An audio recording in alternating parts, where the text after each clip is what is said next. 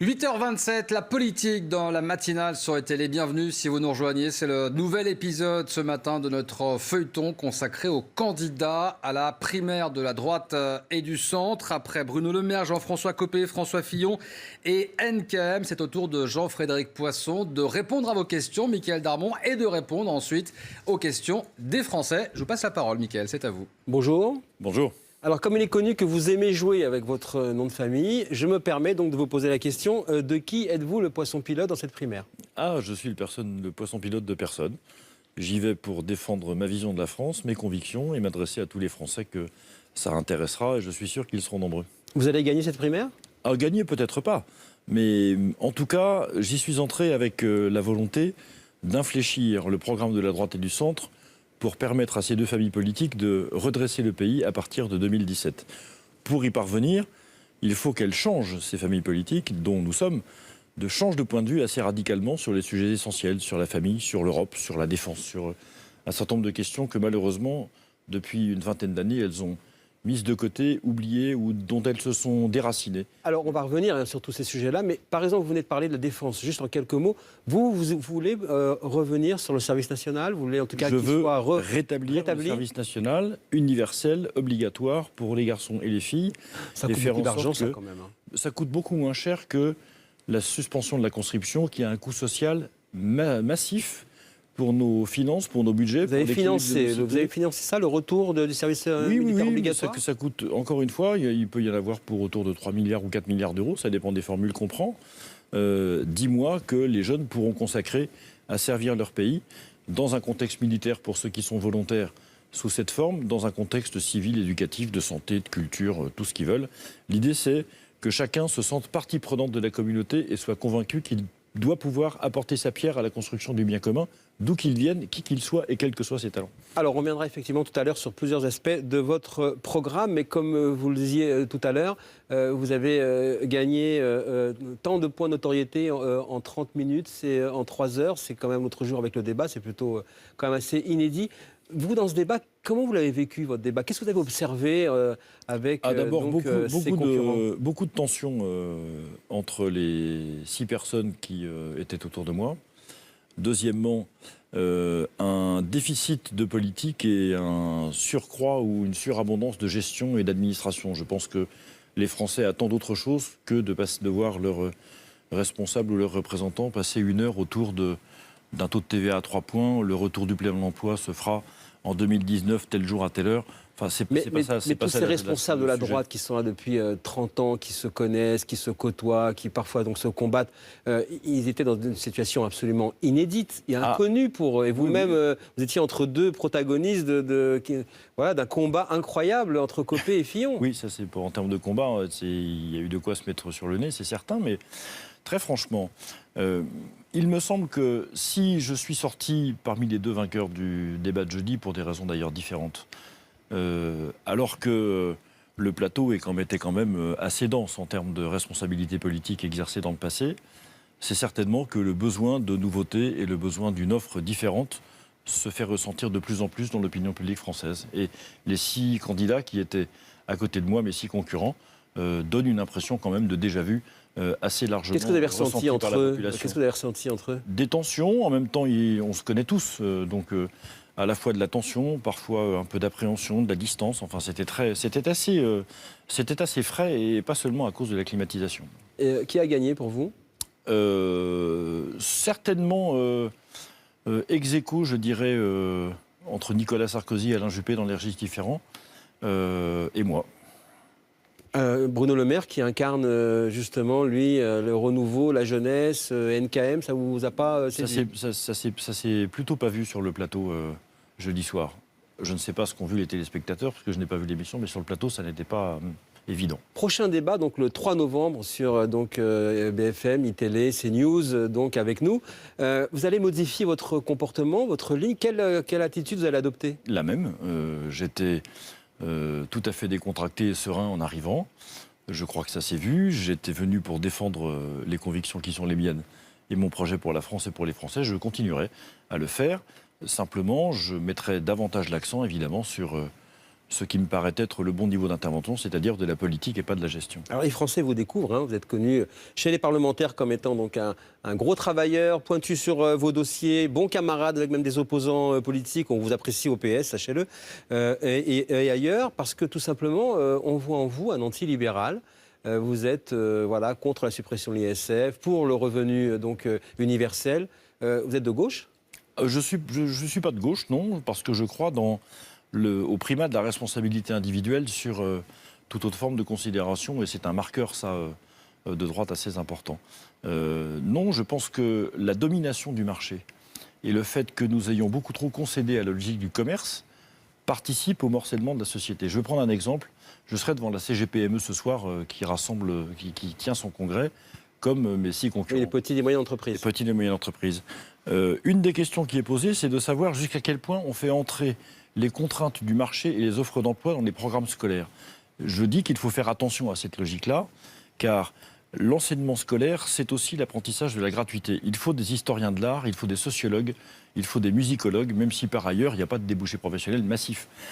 Attention à ne pas faire en sorte que la logique du marché et la logique du commerce imprègnent tout. Vraiment à contre-courant, parce qu'il faut effectivement de plus en plus adapter, on dit, l'école au marché. Eh bien non, je ne crois pas.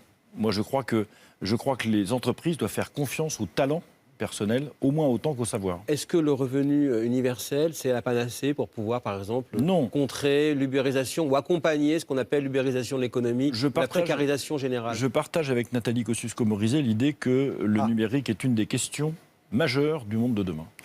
Je partage avec elle l'idée que c'est un mouvement qu'il faut accompagner, mais je ne partage pas avec elle cette idée qui est la sienne, qui n'est pas la mienne, que la numérisation doit pouvoir permettre d'accompagner tous les bouleversements, y compris tous les dérèglements ou les dérégulations qu'elle engendrerait.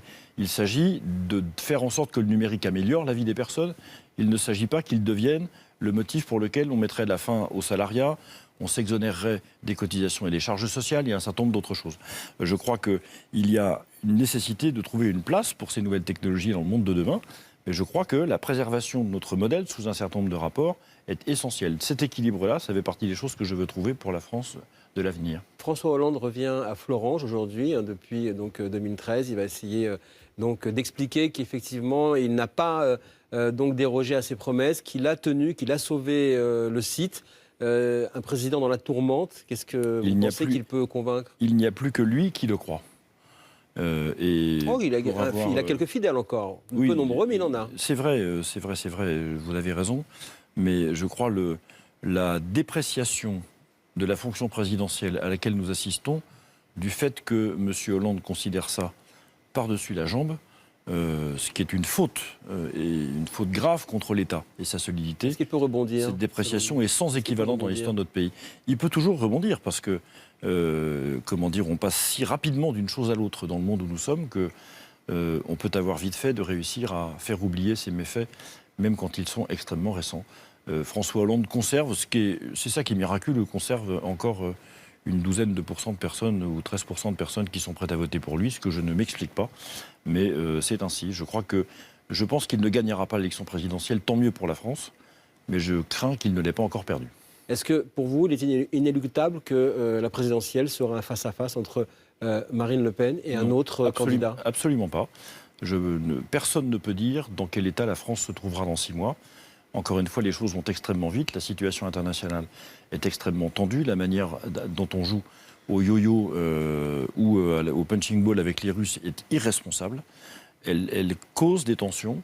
Et toute cette situation est si fragile et peut avoir si rapidement des répercussions dans notre pays que bien malin qui peut deviner la manière dont se passera l'élection présidentielle. Eh bien, on parlera de cette question et bien d'autres dans quelques instants, effectivement, avec des Français qui vont vous interroger. C'est l'heure, effectivement. Jean-Frédéric Poisson, je vais vous inviter à nous rejoindre sur ce plateau et je vais vous montrer quelques images. Allez-y, installez-vous ici. Des images de la manifestation à laquelle vous avez participé hier dans la journée. La manif pour tous, 200 000 manifestants selon les organisateurs, 24 000 selon la préfecture. Moins mobilisés, effectivement, qu'il y a 3 ans, mais une manifestation qui a remis au centre du débat certains thèmes liés à la famille. On a beaucoup entendu les mots GPA ou encore PMA. Et c'est Arnaud Gauthier-Fawaz qui est avec nous, délégué de l'Inter-LGBT, chargé de l'international. Bonjour, merci d'être avec nous ce matin. Vous avez, vous, en tant que membre de l'Inter-LGBT, une question à poser à Jean-Frédéric Poisson. Il est là, on vous écoute. Oui, bonjour Monsieur Poisson. Vous étiez présent hier au défilé de la Manip pour tous, organisation homophobe, xénophobe et antiféministe, qui prétend présenter comme universel un modèle de famille qui n'est plus le reflet de la diversité des foyers d'aujourd'hui. Vous n'étiez environ que 25 000 dans la rue hier, alors que dans ce pays, on compte plus de 18 millions de familles. Ces familles, elles ont de multiples formes et le modèle de famille basé sur le mariage hétéropatriarcal n'est aujourd'hui plus le modèle majoritaire. Ma question pour vous, Monsieur Poisson, candidat à la primaire de la droite et du centre, qu'avez-vous à répondre à toutes ces familles recomposées, divorcées, monoparentales, homoparentales, pluriparentales, qui ne demandent au final qu'à avoir les mêmes droits que toutes les autres familles de ce pays? Merci. Je vous laisse, monsieur, merci de votre question. Je vous laisse votre appréciation morale sur la manif pour tous en tant que telle. J'ai une seule chose à vous dire et je répondrai brièvement à votre question. Je suis enfant d'une famille de parents divorcés. Donc ça n'est pas à moi que vous allez apprendre ce qu'est la diversité des familles en France et la manière dont on doit les considérer. Je n'ai de mépris pour personne, je ne vise personne, je n'exclus personne. Je dis simplement qu'un pays dans lequel on consacre dans le droit à l'enfant court vers la marchandisation des enfants. C'est ça le motif de mon opposition depuis l'origine à la loi de Taubira. J'étais encore dans la rue hier pour le dire, avec des manifestants qui étaient sympathiques. Ça s'est fait dans la douceur, tranquillement. Il n'y a aucune espèce de xénophobie ni d'homophobie dans ce mouvement, comme le militant que je viens d'entendre peut le dire. Je regrette d'ailleurs que, encore une fois, ce débat tourne autour de ces sujets. Mais alors, vous dites, ça revient souvent, effectivement. Vous dites que ça s'est passé dans la douceur, mais aussi dans une forme de résignation, parce qu'aucun des candidats à la droite ne veut réécrire la loi Taubira, et on a le sentiment que vous êtes, en tout cas l'abroger, et que vous êtes sur les combats d'après. C'est ça qu'on a vu hier, surtout. De toute façon, la question est de savoir si cette loi est bonne ou si elle ne l'est pas. Je vous ai dit il y a quelques instants, la loi fait courir la société dans laquelle nous sommes vers la marchandisation de l'enfant. Mais quand on manifeste, c'est possible pour un objectif. Pardon, monsieur Darmon, je termine. Ça, ce n'est pas bon. Si ça n'est pas bon, alors il faut se demander comment on supprime cette affaire. Et donc, l'objectif, eh bien, écoutez, on verra bien. Pour l'instant, on est dans la revendication, dans la campagne. Une fois qu'on tiendra les leviers nécessaires, nous verrons bien comment s'y atteler. Aucun des candidats à droite, aujourd'hui, ne s'engage à supprimer la loi Taubira. C'est la raison pour laquelle le vote massif sur le candidat, c'est-à-dire moi, qui suis le seul à proposer l'abrogation, permettra aussi d'engager le rapport de force pour y aboutir. Alors justement, on va vous demander d'être un peu plus précis sur ce point en particulier. Vous avez entendu, vous allez voir, vous avez entendu un militant de l'Inter-LGBT. On va maintenant écouter Albéric Dumont, que vous connaissez probablement, qui fait partie de la Manif pour tous et qui avait une question à vous poser lui aussi. Il était à la Manif. Écoutez. Monsieur le député, si malheureusement vous n'arrivez pas au second tour de la primaire des Républicains, que comptez-vous faire pour peser sur les candidats finalistes et sur le vainqueur ? Tout est dans l'adverbe, cher monsieur. Malheureusement, il a dit. Ce serait. Oui, parce qu'il est poli, il est courtois. Mais la réalité sera quand même peut-être là. Monsieur Darmon, on verra bien. On verra bien. Personne ne sait qui ira voter au premier tour de la primaire. Ceux qui vont voter à la primaire sont convaincus, ils sont réseautés, comme on dit maintenant, et ils sont mobilisés. Comment vous ferez pour peser ? J'arrive. De toute façon, je saisirai le soir du premier tour, si jamais je n'étais pas qualifié, les deux candidats finalistes. Je leur dirai, voilà ce que les électeurs qui m'ont fait confiance souhaitent voir porter dans le projet présidentiel. Je leur demanderai ce qu'ils comptent en faire, j'attendrai leurs réponses, et en fonction de ça, je prendrai ma décision. Et si jamais les réponses que je reçois n'étaient pas satisfaisantes, pour le deuxième tour de la primaire, je ne soutiendrai personne. Alors, par exemple, Alain Juppé, il y a quelques instants sur Europe 1, vient de déclarer « j'écouterai, mais je n'abrogerai pas, je ne reviendrai pas sur la loi Taubira ». Mais écoutez, on verra. Il fait partie donc des finalistes, qu'est-ce que vous lui dites ? Je lui reposerai la question et tout dépendra également, pour partie en tout cas, du score que j'aurai réalisé au premier tour. Jouons d'abord, monsieur Darmon, le premier tour de la primaire. Pour le second, on verra après. Au premier tour, Sens commun, qui fait partie de la Manif pour tous, soutient François Fillon. Oui. Alors, comment vous arrivez à vous départager entre ces deux candidats ? Je n'ai pas à me départager.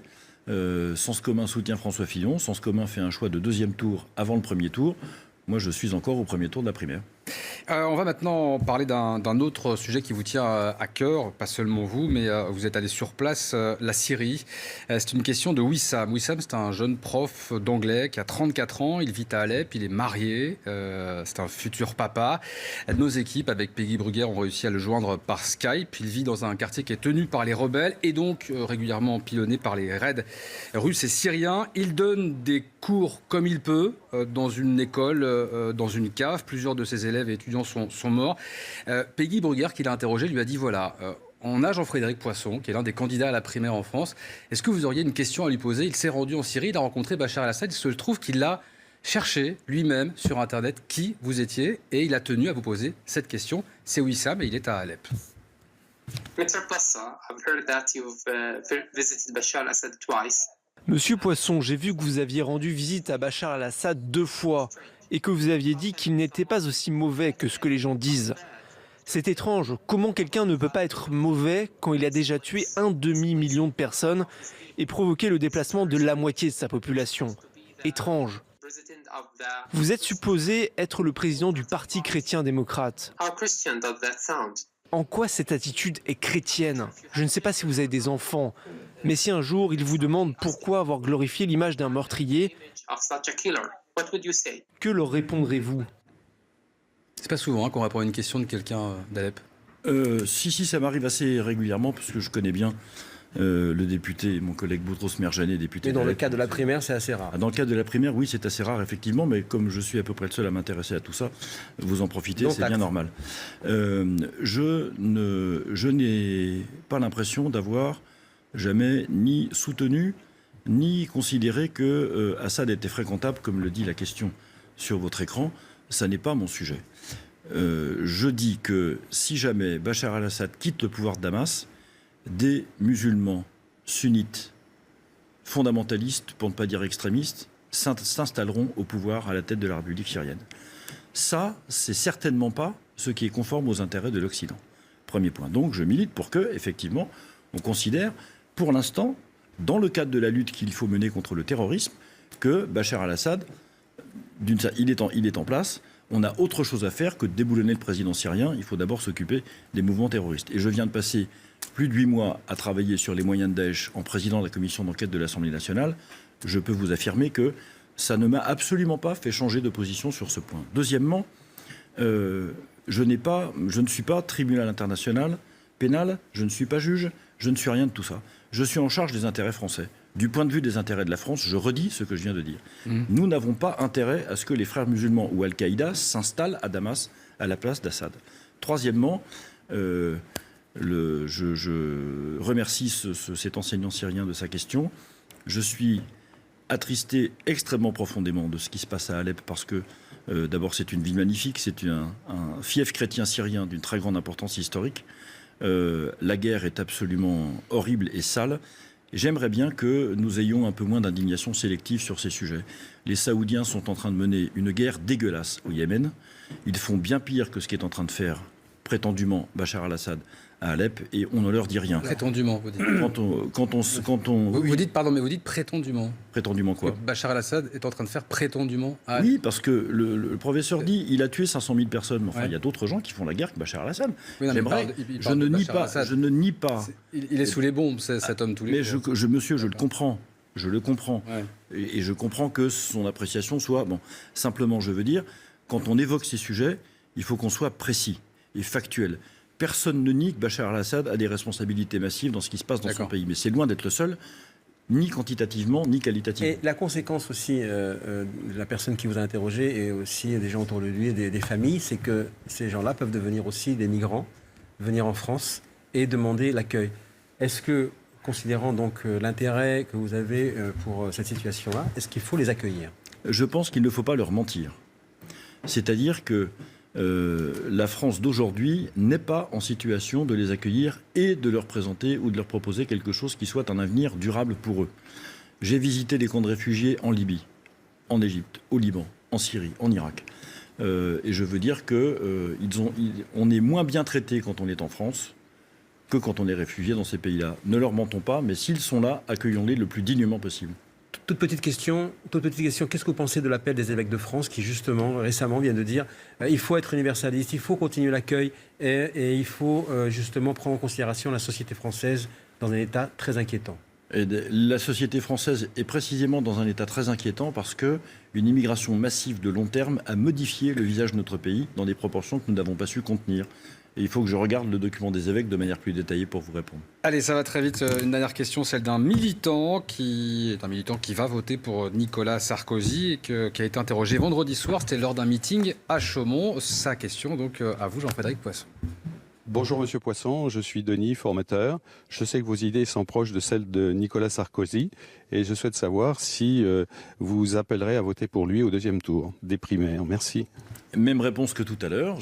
J'interrogerai Nicolas Sarkozy s'il est finaliste et je lui demanderai comment il compte en particulier rompre avec la construction européenne fédéraliste contre laquelle je suis. Je suis un souverainiste parfaitement assumé.